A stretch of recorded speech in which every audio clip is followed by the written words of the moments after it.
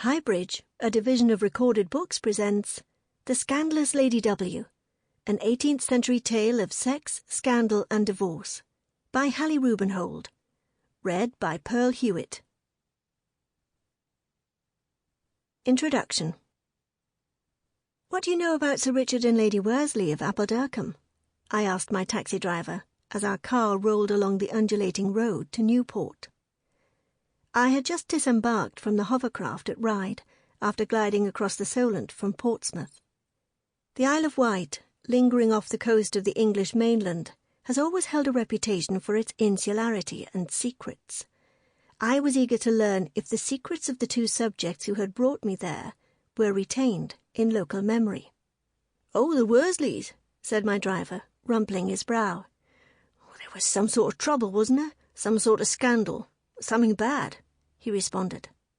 It was an answer I received from almost everyone I quizzed on the island: hoteliers, parish priests, publicans, and long-time residents. "The Worsleys?" one man questioned with a hint of snarl. "They were a bad family."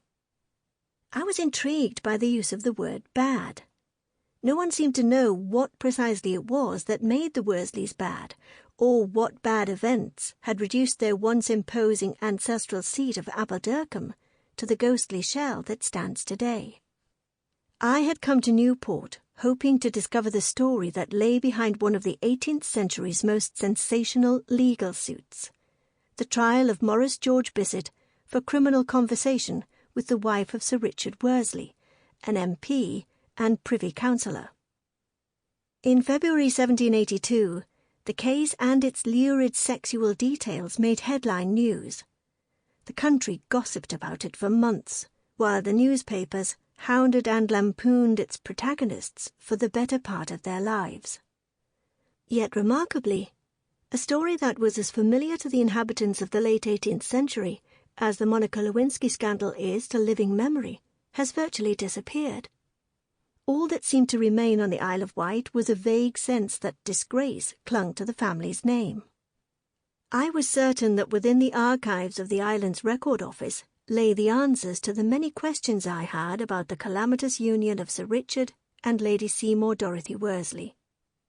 If I was to truly know the Worsleys and understand their legendary badness, I needed to read their own defences. I wished to hear what the Worsleys, now dead for nearly 200 years, had to say, and what explanations they might offer for their own failings. But as my days in the archive passed, I realized that someone, or perhaps even a number of people, had beaten me to their correspondence. The Georgians were astonishingly prolific people with pen and paper. As frequently as we sent emails and make phone calls, they wrote letters. Literally tens of thousands of little notes and lengthy narratives might be penned in the course of an individual's lifetime.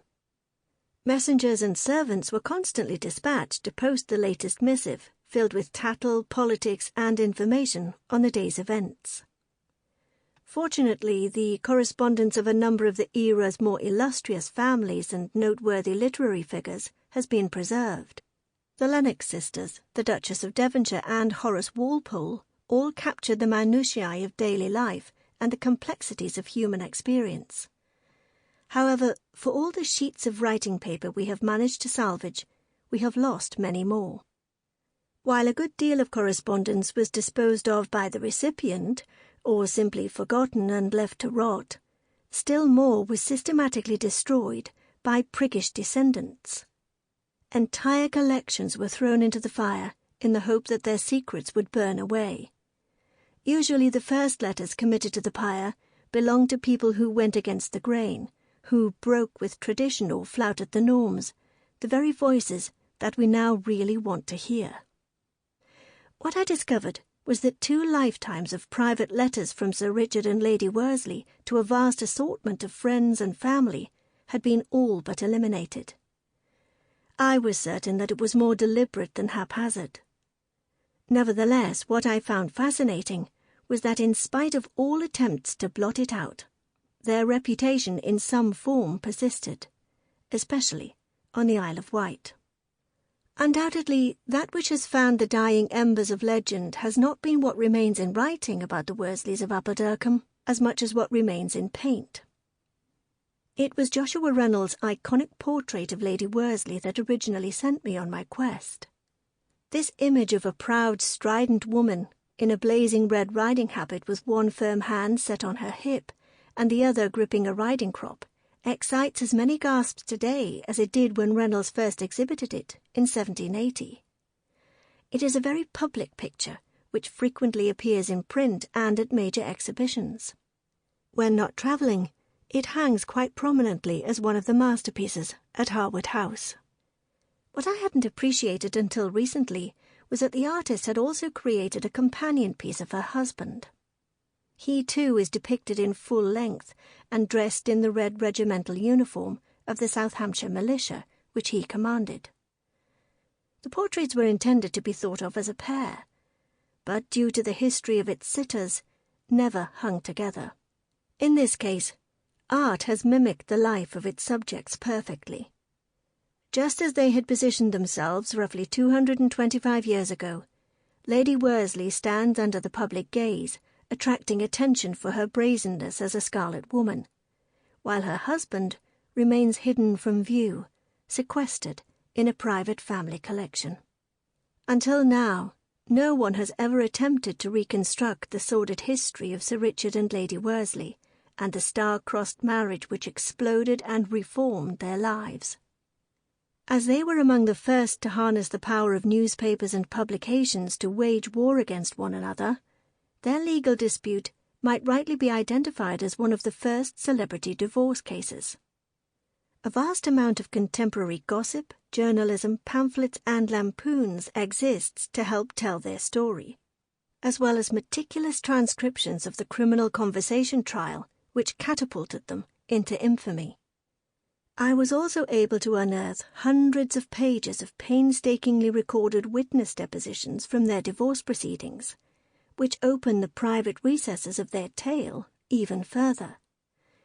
The richness of detail contained in the testimonies of servants, hotel staff, friends and family not only offers a blow-by-blow account of events, but even captures the facial expressions, conversation, and emotional responses of those caught up in the drama. This fascinating collection of documents allows for an unusually vivid insight into the crucial week of the 19th of November, 1781.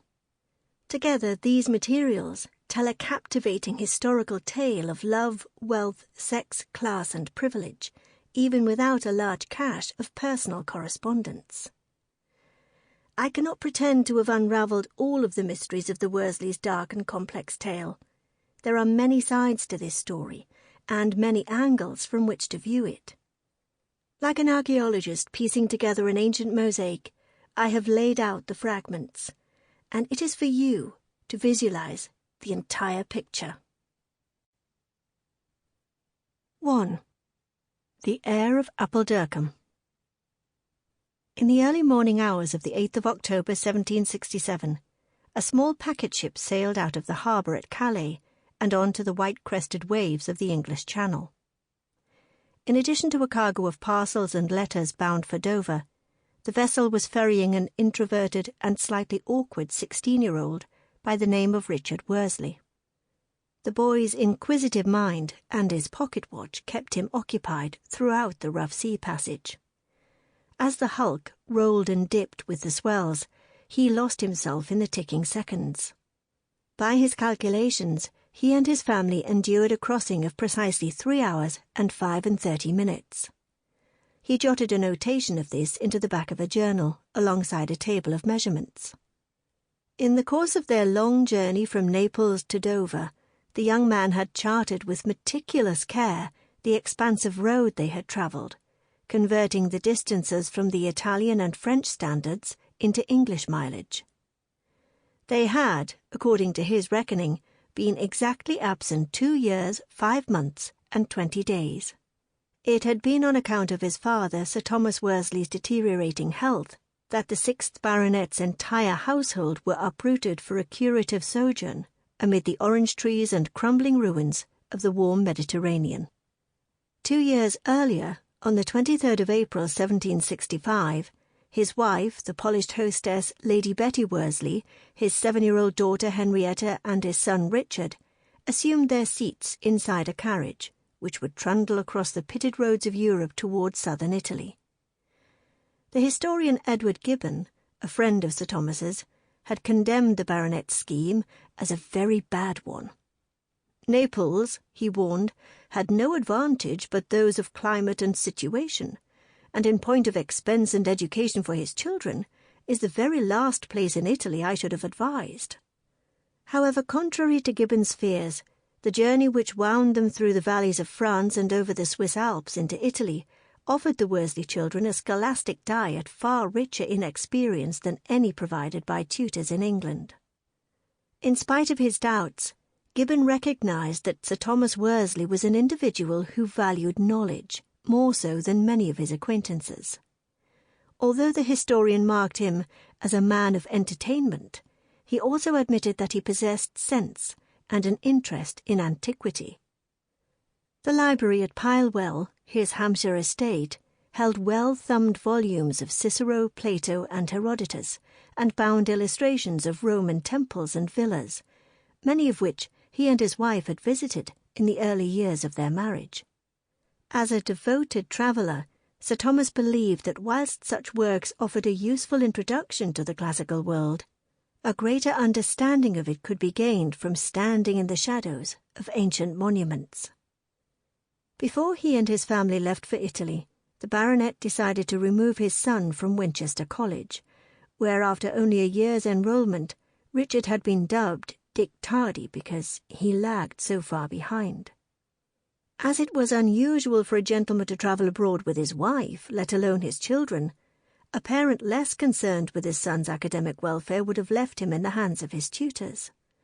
However, Sir Thomas felt compelled to take command of his son's studies, to create his own programme of education and hire instructors that met his specific criteria. He was also determined to assume some of the burden of his heir's education by exposing Richard to the art and architecture that lay on their route to Naples. He placed his son between the buttresses of cathedrals, in colonnades and under rotundas. He plunged him into the jewel boxes of Europe, the gilt-embellished interiors of Catholicism, the private gallery walls aching with the heavy adornment of Michelangelo, Caravaggio, Titian, and Raphael. He supervised him as he trod the paving stones of the freshly excavated Roman towns of Pompeii and Herculaneum, and sent him up the side of the still gurgling Vesuvius so that he could walk upon the coolest part of the lava. This wealth of spectacles was difficult for Sir Thomas's son to digest. Although the baronet encouraged him to keep a travel diary, Richard was unable to put anything into it beyond notations of his father and his tutor's discourses, indicating which paintings were executed in the highest taste, and enumerating the profusion of different marbles used in the Palazzo Farnese. Perhaps an indication of the domineering character of his father, the young Richard Worsley seemed hesitant to hold opinions of his own or to express them, even in the privacy of a travel journal. When Sir Thomas took his son's education in hand, there were many lessons which he intended to impart. The importance of duty, role, and legacy were foremost among these. He taught his son that the world was a rational place, one that rotated around the principle of fixed truths. The baronet might have taken the watch from his pocket and opened its cover to the boy. The 18th-century mind often likened the workings of the era to a timepiece. Civilization might operate on a smooth continuum only when each gear and cog ticked and turned as it should without question. Each object beneath the clock face had been designed for a purpose from which it would be unnatural to depart. Unlike the other notched circles that moved within, Richard Worsley would have been told that his function was exceptional, and that the other gears worked to ensure his existence.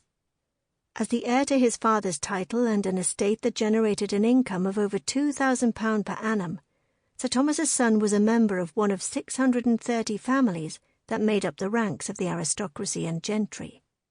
What ensured his position of privilege over approximately 1.47 million other English families was the Worsleys' possession of land. Historically, only the ownership of property brought respect and influence. After the king and the royal family, those entitled to the greatest obeisance were the varying ranks of the aristocracy and gentry. Both Parliament and the judiciary served their interests. Neither politicians nor judges were much concerned with the travails of the average man or woman, and the recently fashionable concept of liberty was a privilege savoured most by those whose estates sprawled the widest. The basic principles of this were explained to Richard Worsley as a young child. His tutors and father instructed him that the dark wood-panelled interiors of Pilewell, his home, and its 228 acres of field would one day pass into his care. But this estate would form only a small portion of his inheritance. The family's principal seat, Appuldurcombe, lay on the southern part of the Isle of Wight, outside Ventnor, though it is unlikely that Sir Thomas took his son beyond its gates on more than a few occasions. In the middle of 11,578 acres of rich soil and excellent pasturage, surrounded by beech trees and venerable oaks of uncommon magnitude, sat an incomplete Baroque manor house, mournful and abandoned. At the start of the century, his relation, Sir James Worsley, had planned to construct a spacious modern home, but diminishing funds eventually slowed building to a standstill. Neither Sir Thomas nor the 5th baronet had demonstrated much interest in resuming the project. But to Richard, Appuldurcombe held great possibilities. From its windows, he might one day look across the hillocks and troughs of his parkland and survey those farms, villages, orchards and fields that secured the Worsleys' wealth and political influence on the island. Between the two estates of Appuldurcombe and Pilewell, generations of Worsleys since the reign of Henry VIII had passed their lives. Many of Richard Worsley's ancestors had slipped without remark through the fingers of history, while others more noteworthy had been captured on its pages. The stories of the Tudor courtier Sir James and the 1st baronet Sir Richard were recounted to him with pride. In their lifetimes, sumptuous banquets were spread across Appuldurcombe's tables, marriages were contracted with some of the most powerful families in England, and his relations were favoured with places at the courts of Henry VIII and Queen Elizabeth. It was the preservation of their name and the legacy of their deeds with which he would one day be charged. Sir Thomas approached his parental duties with seriousness. While many of his contemporaries relegated the care of their children to servants and tutors, Sir Thomas enjoyed the company of his son, and regularly had Richard at his side on journeys to London or Newport. Although this type of effective parenting was coming into fashion by mid-century, many found the baronet's constant influence on the boy worrying. Since the early 17th century, the reputation of the Worsleys as a family who enjoyed access to the monarch's ear had diminished.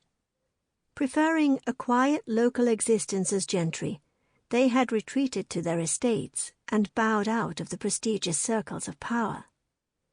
By the time of Richard's birth, they were known simply as country squires, backward, uncouth, and fierce supporters of the Tory party. Their prominence had long been forgotten. One anonymous scribe dismissed the family as never having been remarkable for producing either heroes or conjurers. Rather, they were a stock whose hereditary characteristics had a history of association with vanity and folly. With his boisterous and colourful behaviour, no one promoted this image of the Worsleys more than Sir Thomas.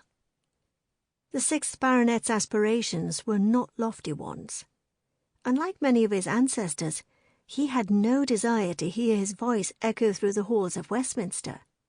He did not wish to command a ship or assist in the governance of Britain's growing empire.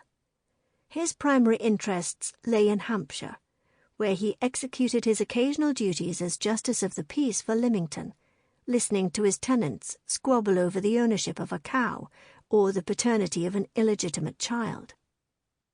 From 1759, his time was chiefly occupied in the command of the South Hampshire militia, one of 36 battalions raised to protect Britain from the possibility of a French attack. These legions of what Horace Walpole called demi-soldiers were considered a thing of jest among the military establishment. Led by country gentlemen and men of property who were imbued with a looseness of conduct, the militias were never destined to wield their bayonets in any real combat.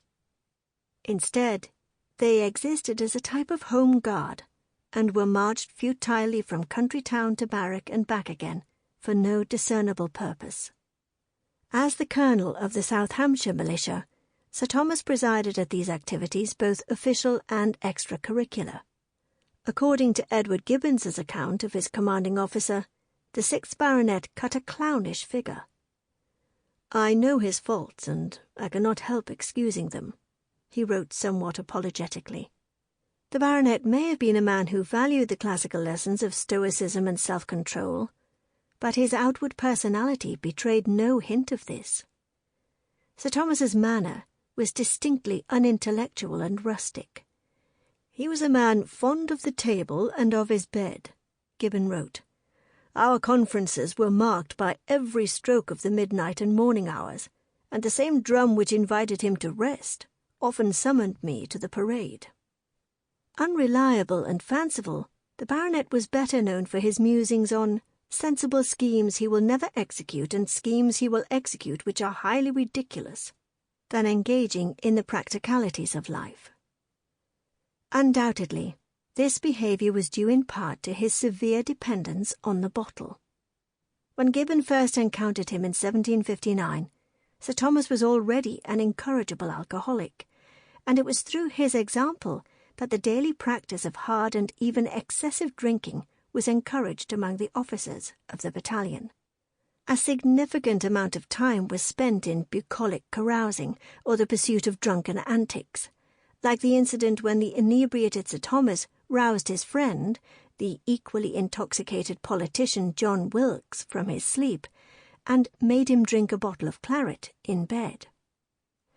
Although hard drinking among men of the landed classes was widely accepted as a normal part of masculine behaviour, Gibbon suggests that even by the liberal standards of the era, Sir Thomas's attachment to drink was immoderate. By 1762 he had begun to feel the effects of gout and possibly other alcohol-related disorders. In the hope that the therapeutic waters of Spa might cure him, he travelled to Belgium that summer. Upon his return, Gibbon commented that Spa has done him a great deal of good, for he looks another man. But the perceived improvement lasted only until the first glass was poured. "We kept bumperizing till after roll-calling," Gibbon wrote, "Sir Thomas assuring us with every fresh bottle how infinitely soberer he has grown." While the baronet's drinking caused his relations and friends concern, his unpolished conduct and rural habits were a source of true humiliation. He felt no obligation to own a town residence in London, as was the practice among fashionable families. Eschewing the lavish suppers and card parties which would have established his name in the capital, the baronet chose to live simply, and when he had to visit town, he took a modest rented house. This error of judgment left a poor impression on his associates, who, in an age of conspicuous consumption, interpreted scantily furnished rooms and a sparsely laid table as the hallmarks of poverty or a coarse character. Gibbon was horrified by what he encountered at Sir Thomas's London residence. The house he described as a wretched one, and while there he was served a dinner suitable to it. Having been offered so meagre a meal, the historian stayed to finish 3 pints before departing to sup with Captain Crookshanks, a proper host who provided him with an elegant supper and a variety of wines.